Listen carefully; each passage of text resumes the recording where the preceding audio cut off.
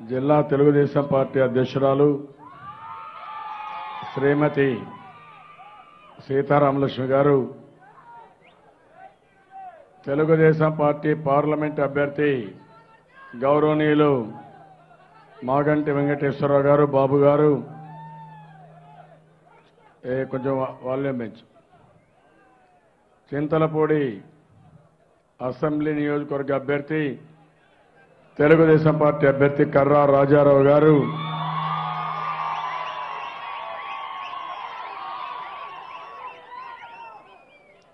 ఇప్పుడే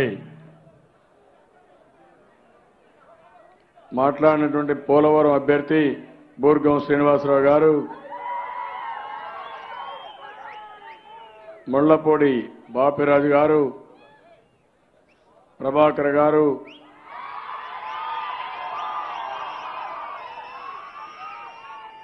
గంటా మురళి గారు, అదే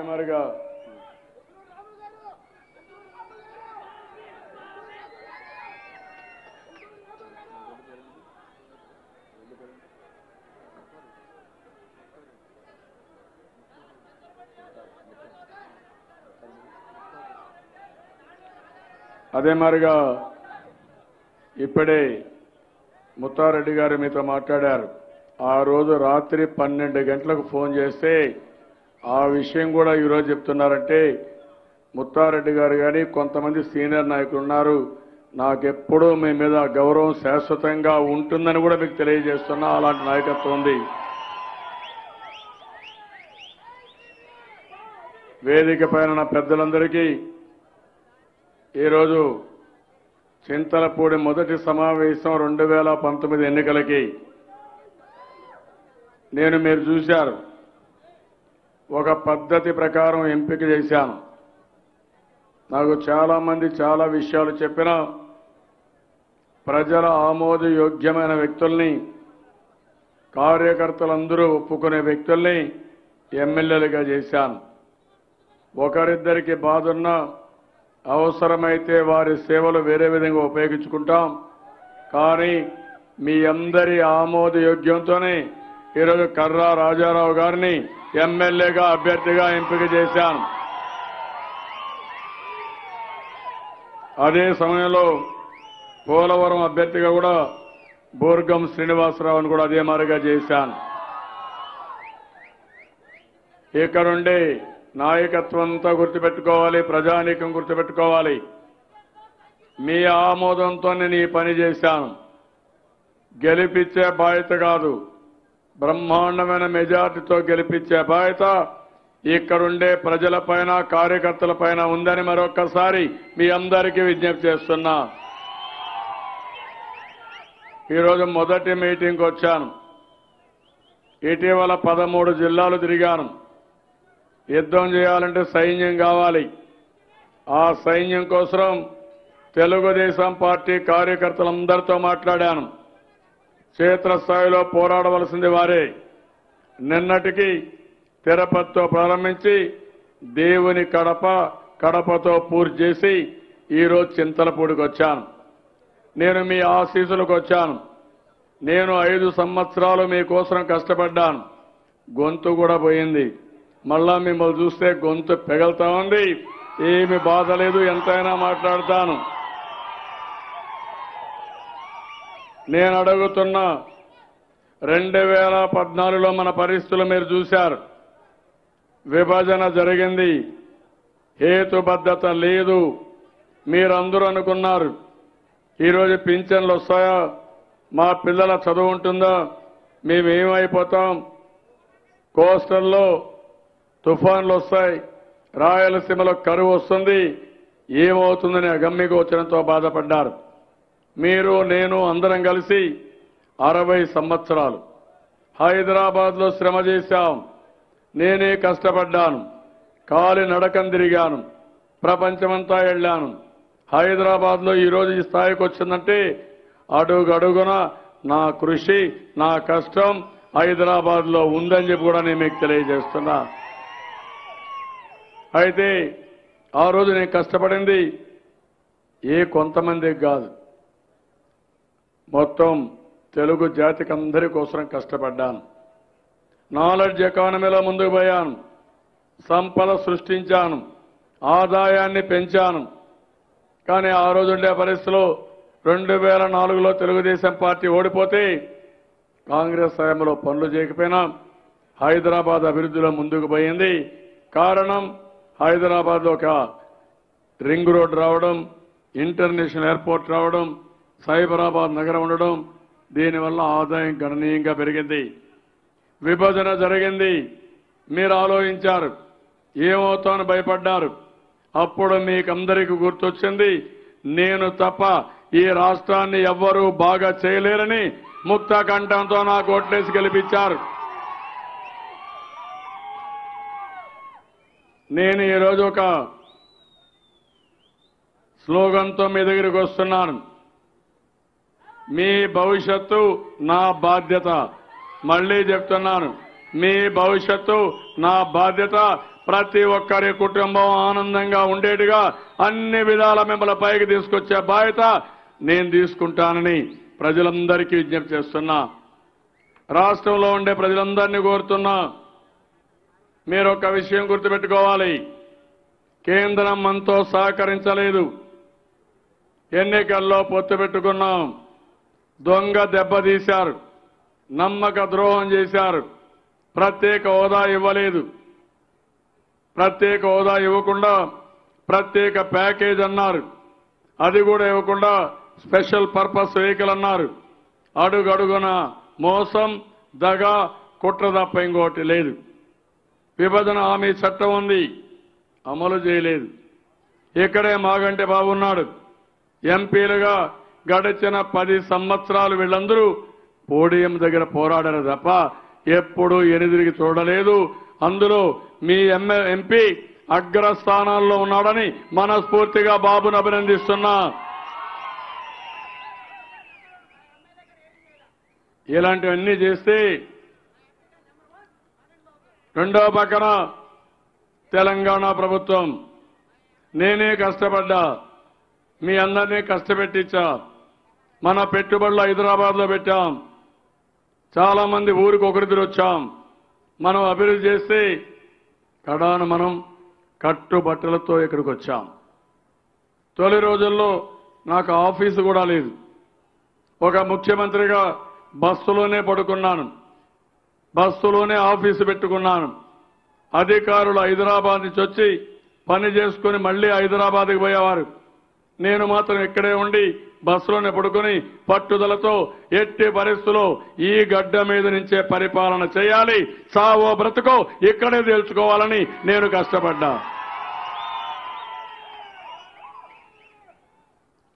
ఈ రోజుకి కూడా చాలా మంది అమరావతికి రాలా. అపోజిషన్ పార్టీ లీడర్ మాట్లాడతాడు. ఎక్కడున్నాడు opposition party leader? Lotus pond లో ఉన్నాడు. ఇది న్యాయమా అని మిమ్మల్ని అడుగుతున్నా. మీరు ఇంకొక విషయం చూడండి. మొత్తం మీరు ఒకసారి చూస్తే కేసీఆర్ మన మీద కక్ష కట్టాడు. ఆంధ్రప్రదేశ్లో ఉండే తెలుగు వాళ్ళ పైన కక్ష కట్టాడు. ఆస్తులన్నీ లాగేసుకున్నాడు. సెంటిమెంట్ రౌజ్ చేశాడు. తెలంగాణ వాదాన్ని తీసుకొచ్చి మన కష్టాన్ని లాక్కొని కడాన మనకు రావాల్సిన వాటా కూడా ఇవ్వకుండా దెబ్బతీసే పరిస్థితికి వచ్చాడు. చాలా బాధేస్తుంది. నా కష్టార్జితం, నా శ్రమ ప్రజల కోసం చేస్తే కాదు, మీకేమీ రాదు, కట్టుబట్టలతో ఎలమంటే కట్టుబట్టలతోనే కాదు, నెత్తిన అప్పు పెట్టుకొని వచ్చాం. ఒక పక్క అప్పులు తీర్చాలి, ఒక పక్క అప్పుల వాళ్ళ బెడద, ఇంకో పక్క మీ కష్టాలు చూశాను. నా పాదయాత్రలో చెప్పాను. అవన్నీ చూసిన తర్వాత నాలో కసి పెరిగింది, పట్టుదల పెరిగింది.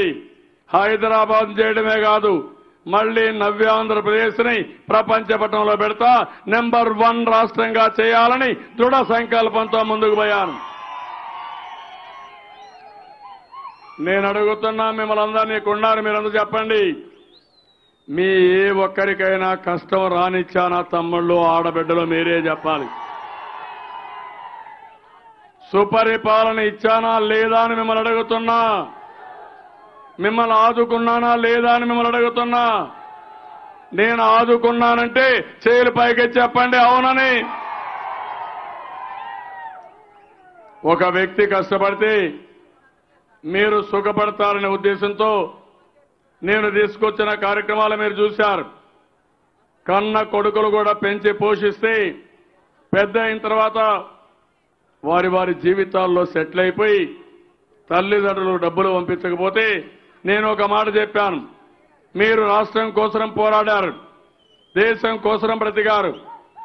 అలాంటి వారు దిక్కులేని వాళ్ళుగా ఉండడానికి వీలు లేదని 200 రూపాయలు 1000 రూపాయలు చేస్తానని చెప్పి పెద్ద కొడుకుగా ఉంటానని మాటిచ్చి 200 రూపాయలు 2000 రూపాయలు అంటే 10 రెట్లు పెంచి భరోసా మీకు ఇచ్చిన వ్యక్తిని నేను. ఈరోజు రాష్ట్రంలో ఏ ఒక్క పెద్దవాళ్ళు కూడా నా కొడుకు పంపలేదు, కానీ నాకు ఒక పెద్ద కొడుకు ఉన్నాడు, నా కడుపులో పుట్టకపోయినా ఈ పెద్ద కొడుకు ఉన్నంత వరకు నాకు ఏ బాధ లేదని మిమ్మల్ని ఆనందంగా పెట్టాలనుకున్నాను. మీ ఆత్మ గౌరవాన్ని పెంచాను, ఆత్మవిశ్వాసంతో బతికిడిగా చేశాను. అదే సమయంలో ఆడబిడ్డలున్నారు. ఆత్మ గౌరవం లేకుండా ఆర్థిక ఇబ్బందులతోనే కాదు, అన్నిటికీ మగవారి పైన ఆధారపడే పరిస్థితి నుంచి కాదు, ఆడబిడ్డలను కూడా ఆదుకోవాలని డాక్రా సంఘాలు పెట్టాను, పొదుపు ఉద్యమం నేర్పించాను. ఈ రోజు నేను చేసిన పని మీరు చూస్తే ప్రతి ఒక్క ఆడబిడ్డ మీ పైన ఇంకొకరు ఆధారపడుతున్నారు తప్ప మీకు ఒక అన్న ఉన్నాడు, ఈ అన్న అన్ని విధాలా నా ఆడబిడ్డల్ని ఆదుకుంటాను, ఎంతవరకైనా ఆర్థికంగా పైకి తీసుకొస్తాను. అందుకే పసుపు కుంకుమ. నేను అడుగుతున్నా, కన్న తల్లిదండ్రులు కానీ తోబుట్టిన వాళ్ళు కూడా మీకు ఒక్కసారి పెట్టారో లేదో తెలియదు, కానీ నేను మాత్రం శాశ్వతంగా నేను బ్రతికున్నంత వరకు మా ఆడబిడ్డలకి పసుపు కుంకుమ ఇస్తూనే ఉంటాను. మీరు సౌభాగ్యంతో ముందుకు పోవాలి, ఆనందంగా ఉండాలి. మీ ఇంట్లో ఆయన సహకరించకపోయినా, అత్త మామలు ఒప్పుకోకపోయినా ఒక మాట చెప్పండి, మా అన్నున్నాడు, మా అన్న నన్ను ఆదుకుంటాడు, నేను మిమ్మల్ని ఆదుకుంటానని భరోసా ఇమ్మని మా చెల్లెమ్మలందరినీ కోరుతున్నా. ఇదే కాదు, రైతులున్నారు. ఎన్ని ఇబ్బందులు తమ్ముళ్ళు, గతాన్ని ఒకసారి తలుచుకోండి. ఆత్మహత్యలు, కరెంటు రాదు, కారు చీకటి, కడాన ఈరోజు చూస్తే ఈ ప్రాంతంలో నీళ్లున్నా వ్యవసాయం చేయకుండా క్రాప్ హాలిడేస్ ఇచ్చారు. అలాంటివన్నీ చాలా జరిగాయి. నేను ఒకటి ఆలోచించాను, నేను ఒక రైతు బిడ్డ, రైతు కుటుంబంలో పుట్టాను, ఏ రైతు ఇబ్బంది పడకూడదని ఒకేసారి ధైర్యం చేశాను. 24,500 కోట్ల రూపాయలు రుణమాఫీ చేసిన ఏకైక ప్రభుత్వం భారతదేశంలో మన ప్రభుత్వం. ఇదే జగన్మోహన్ రెడ్డి నడి అసాధ్యం అన్నాడు. నీకేం తెలుసు అని చెప్పాను. నీకు కోడెకత్తి నాటకాలు ఆడడం తెలుసు, కానీ ప్రజలకు సేవ చేయడం తెలియని వ్యక్తి. నేను ఆ రోజు చెప్పాను, ఇచ్చాను, ఇంకా కొంత డబ్బులుంది, ఎన్నికల కంటే ముందు మీ డబ్బులన్నీ మీ అకౌంట్లోకి వస్తున్నాయి. అది ప్రభుత్వం యొక్క పట్టుదల.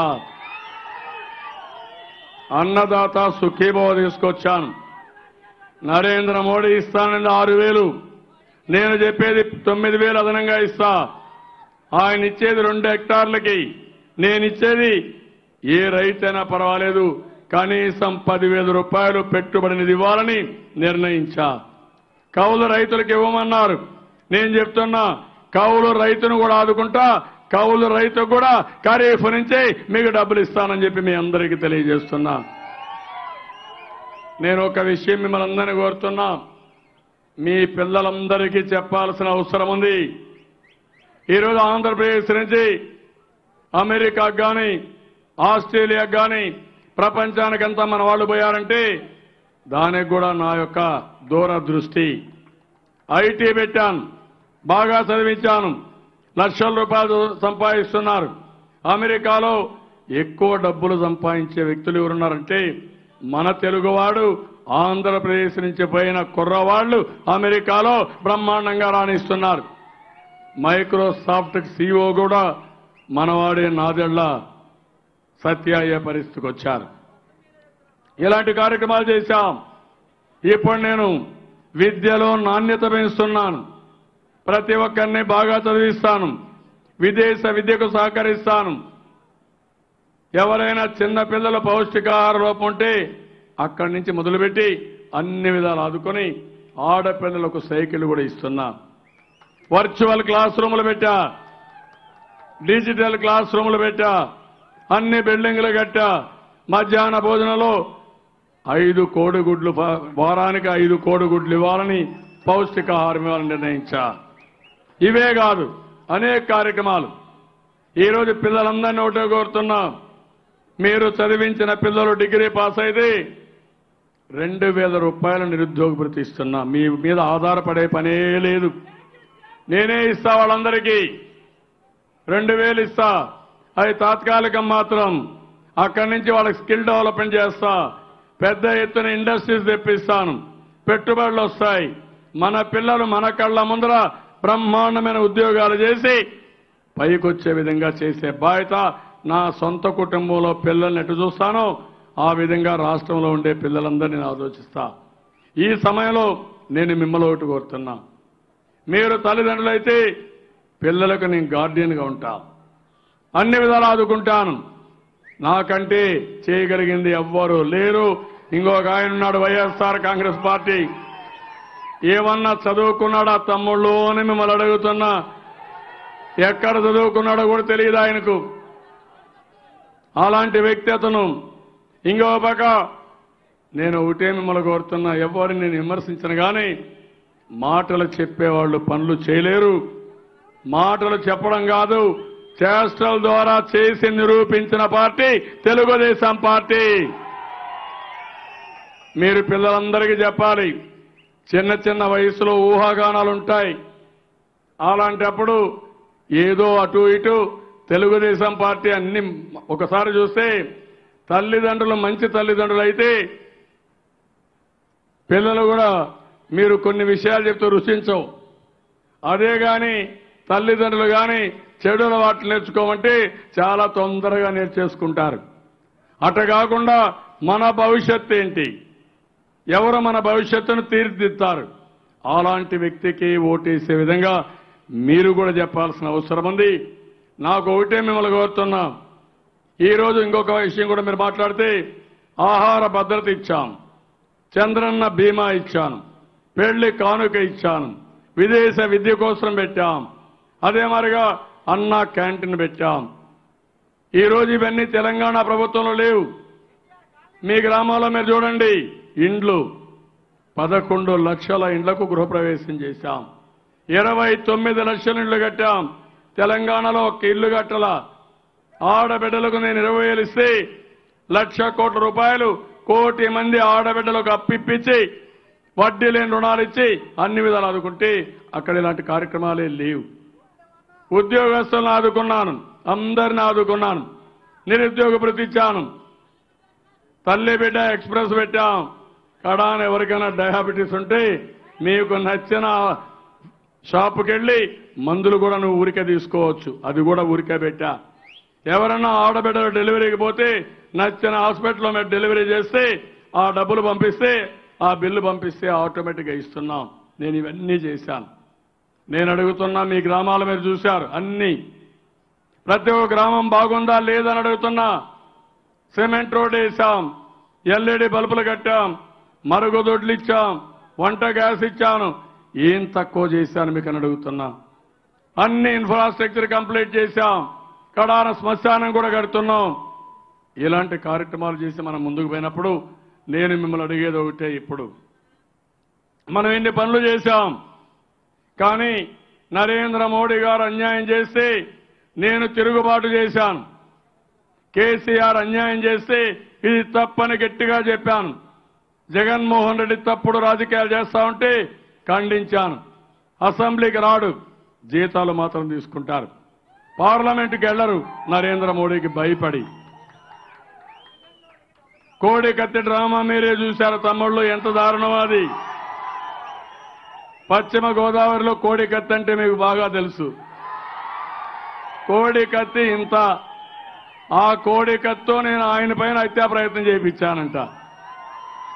ఎంత దుర్మార్గం అని అడుగుతున్నా మేము, నమ్మునా కాదా? పేదవాళ్ళు ఆలోచించాల్సిన అవసరం ఉంది.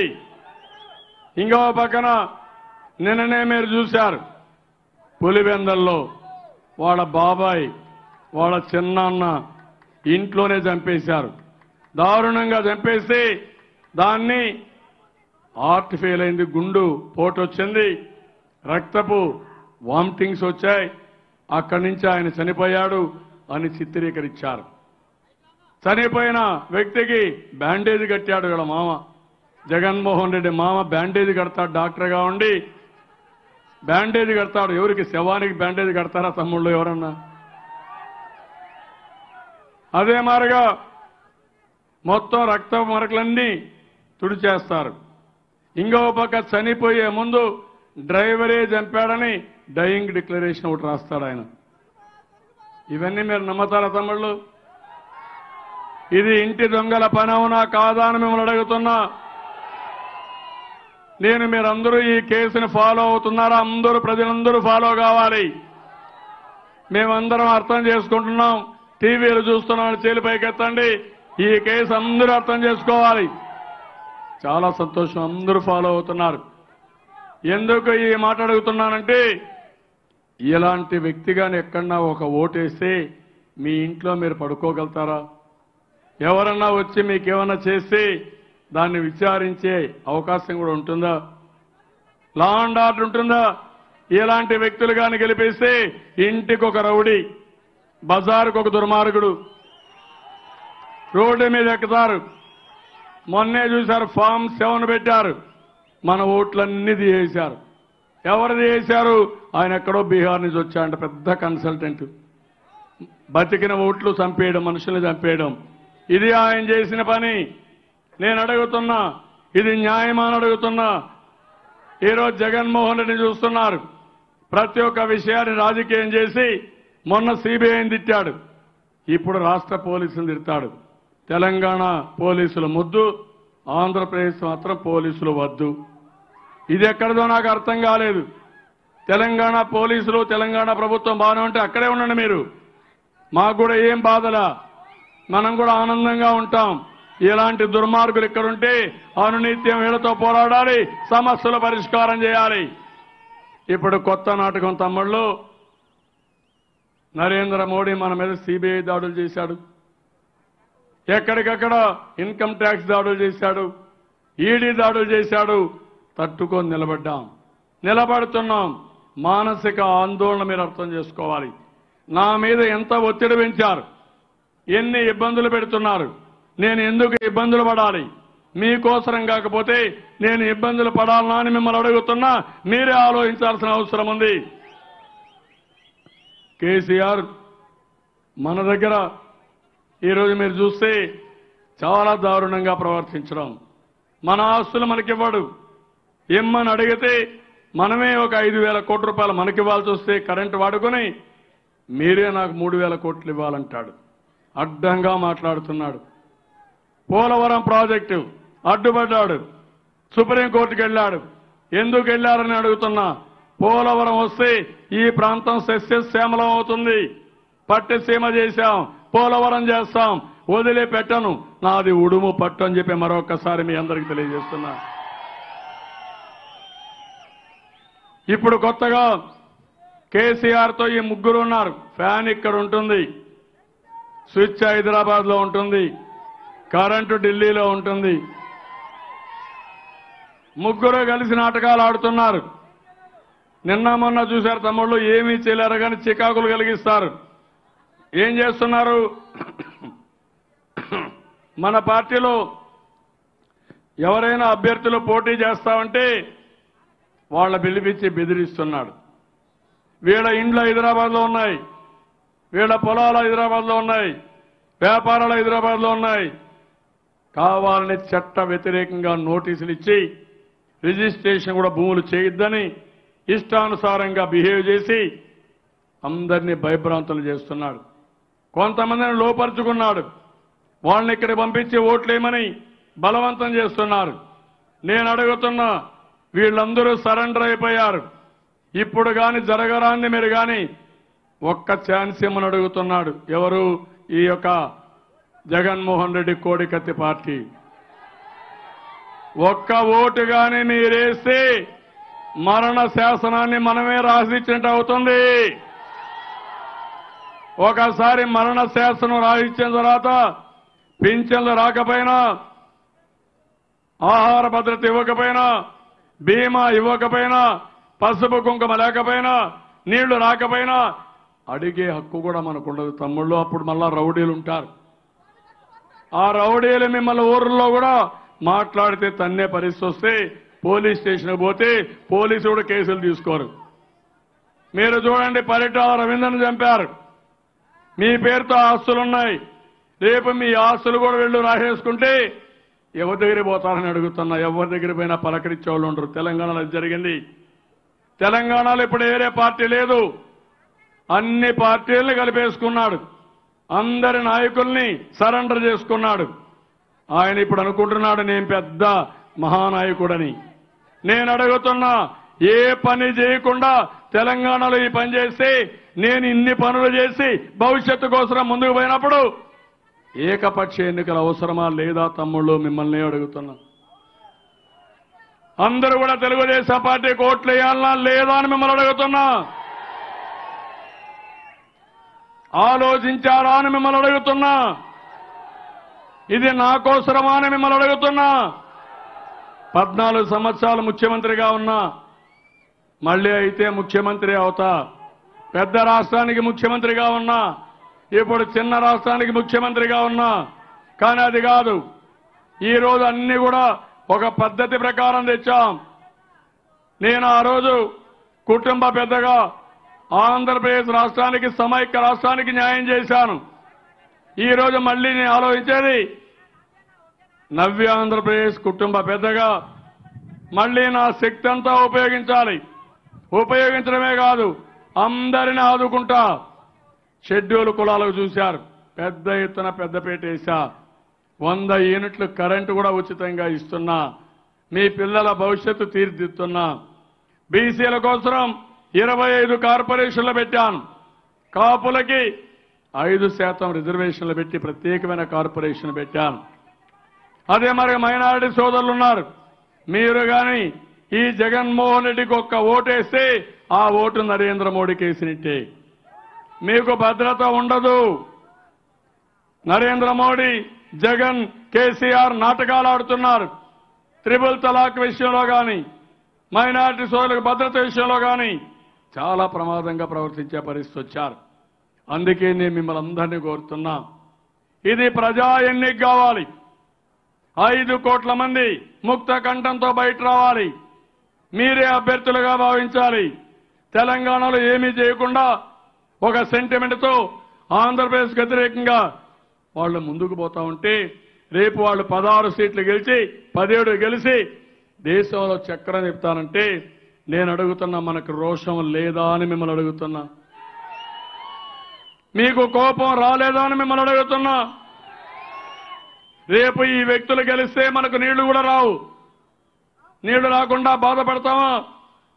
అదే మరి అభివృద్ధి ఆగిపోతుంది. దీనికి ఇష్టపడతామా? ఈ కొండే ఎంపీలు ఆయనకు ఊడిగం చేస్తారు. జగన్మోహన్ రెడ్డి బాంచేన్ నీ కాళ్లు మొక్కతానని ఆయన కాళ్లు మొక్కే పరిస్థితి వస్తాడు. ఎందుకంటే ఈయన కేసులన్నీ అక్కడే ఉన్నాయి. ఎందుకు చెప్తున్నానంటే అవినీతి అంతా మొన్నే ఈడీ కూడా కేసు ఎస్టాబ్లిష్ చేసి పాత కేసులే కాకుండా కొత్త కేసులు వచ్చాయి. ఈయన జుట్టు, ఈయన ప్రాణం నరేంద్ర మోడీ చేతుల్లో, కేసీఆర్ చేతుల్లో ఉంది. వాళ్ళ చేతుల్లో ఈయన కీలు బొమ్మ. నా మీద కూడా ఆలోచించారు తప్పుడు కేసులు పెట్టాలని.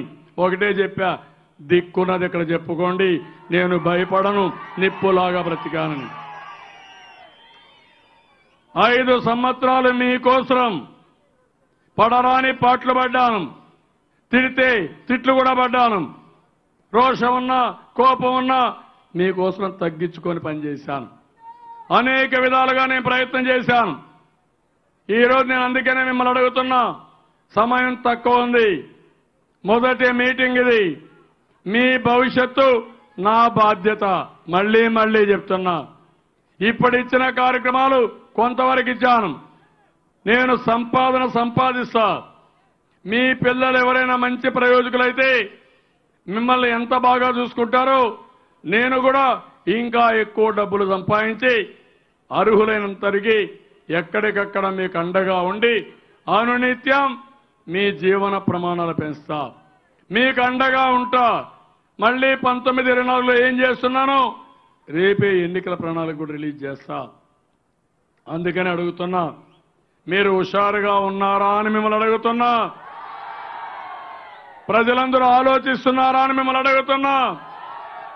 తెలంగాణ ముందర తల వంచుకునే విధంగా చేస్తారా అని మిమ్మల్ని అడుగుతున్నా. ఈ తప్పుడు రాజకీయాలు మీకు అర్థమైనాయా లేదా అని మిమ్మల్ని అడుగుతున్నా. గుణపాఠం చెప్తారా లేదా అని కూడా మిమ్మల్ని అడుగుతున్నా. ఇంటికి ఒక వ్యక్తి తయారు కావాలి, గ్రామాలు ఒకటి కావాలి, నియోజకవర్గాలు ఒకటి కావాలి. మొన్న 119లో 89 సీట్లు గెలిస్తే 2 గెలిస్తే మన వాళ్ళని ఒకరు లాక్కున్నారు. ఓడిపోయిన వాళ్ళు కూడా లాక్కుంటున్నాడు. కాంగ్రెస్ వాళ్ళందరినీ లాగేసుకున్నాడు. ఆడేం మిగల్లా. అంటే నువ్వు బలమైన వ్యక్తిగా నిరూపించుకొని మా మీద దాడి చేస్తావా నువ్వు?